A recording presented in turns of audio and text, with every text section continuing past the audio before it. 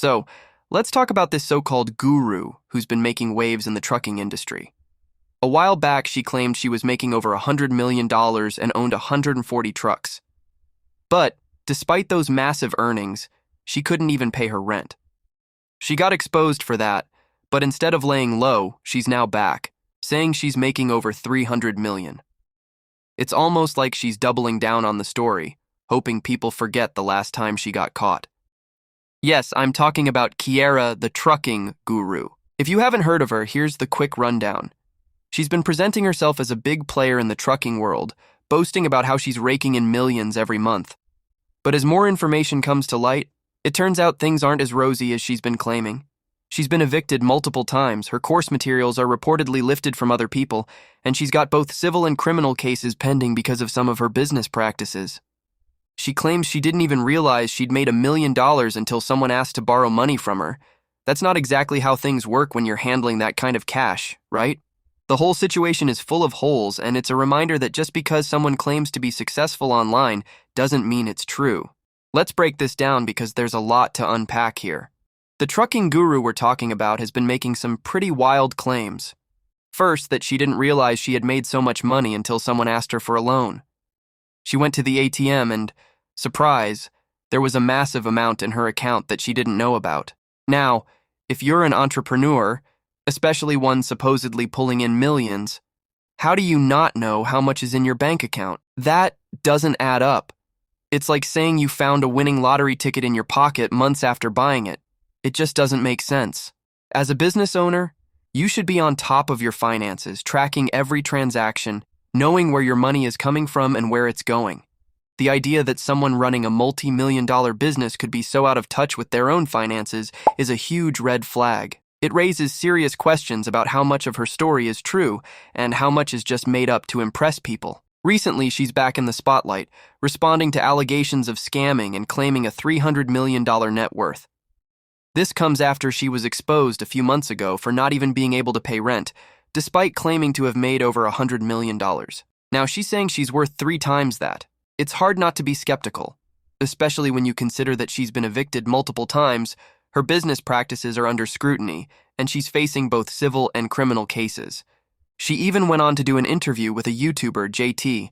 The idea was to clear things up and give her a chance to explain herself. But instead of addressing the concerns, she got defensive, dodging questions and showing a lot of attitude. That's not how someone who's genuinely successful and confident in their achievements would act. It reminded JT, and probably a lot of people watching, of other so-called gurus who get aggressive when they're exposed for what they really are: scammers. In the interview, she tried to bring up her supposed experience, claiming she's been in the industry for over 20 years and owns 140 trucks. But when you look at the facts, a lot of what she says doesn't hold up. Her courses, which she's sold to countless people, have been accused of being copied from others. Her businesses are facing legal challenges, and despite her claims of immense wealth, she's been evicted and unable to pay rent.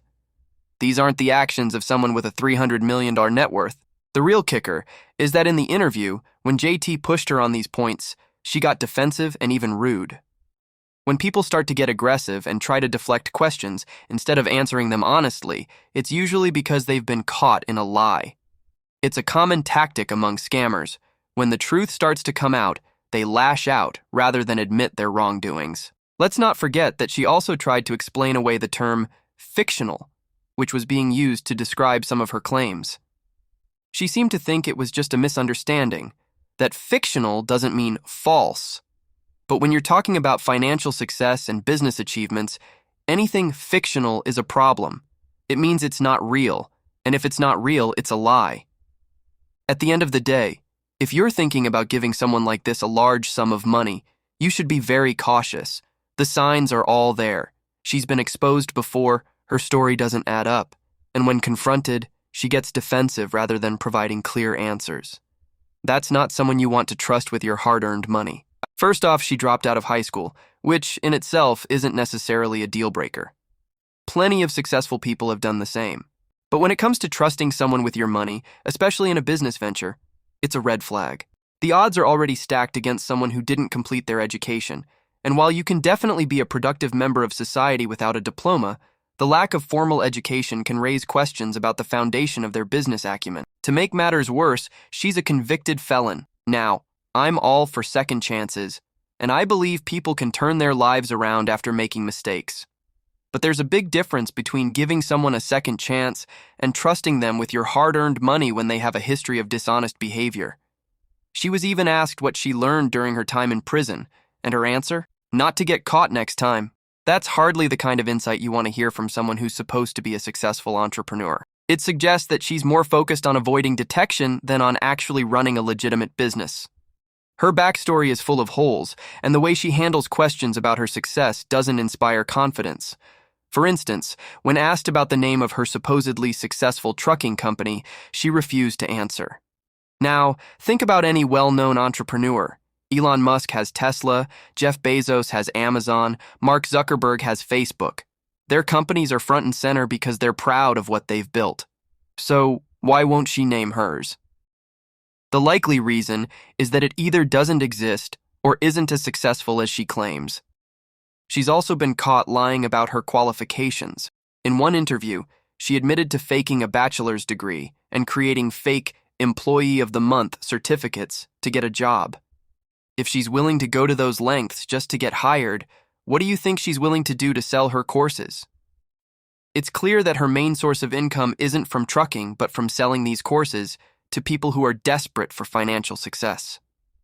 And while selling courses isn't inherently bad, the problem arises when the content is based on lies or stolen from others. What's even more concerning is how she reacts when confronted. Instead of addressing legitimate concerns, she gets defensive and even rude. That's a huge red flag. When someone is running a transparent and honest business, they should be more than willing to answer questions, especially when it comes to the financial claims they're making. Her refusal to do so only reinforces the idea that she has something to hide. In one recent interview, she went off on a rant, calling people who questioned her broke and dusty idiots. This isn't just unprofessional. It's a classic deflection tactic used by people who are trying to avoid accountability. Instead of proving that she's telling the truth, she's attacking anyone who dares to question her. Let's also talk about her supposed $300 million net worth. That's a huge number, especially for someone who has been evicted multiple times and has had trouble paying rent. It's hard to believe that someone worth that much money wouldn't be able to keep a roof over their head. More likely, this figure is just another exaggeration meant to lure people into buying her courses. Now, why do people still fall for this? For one, there's a certain allure to the flashy lifestyle she portrays on social media. Expensive cars, designer clothes, and a lifestyle that looks appealing on the surface can make it easy to believe she's as successful as she claims. But as with many social media influencers, what you see isn't always the reality. Many people are also desperate for financial success and are looking for a quick and easy way to achieve it. This desperation makes them more susceptible to scams, especially when the scammer is as convincing as she is. The promise of learning the secrets to making millions in the trucking industry sounds great, but the reality is that most of these courses are full of recycled information that can easily be found for free online. It's crucial to be skeptical of anyone making extraordinary claims, especially when they have a history of dishonesty. The trucking guru might talk a big game, but when you dig deeper, there's little to back up her story.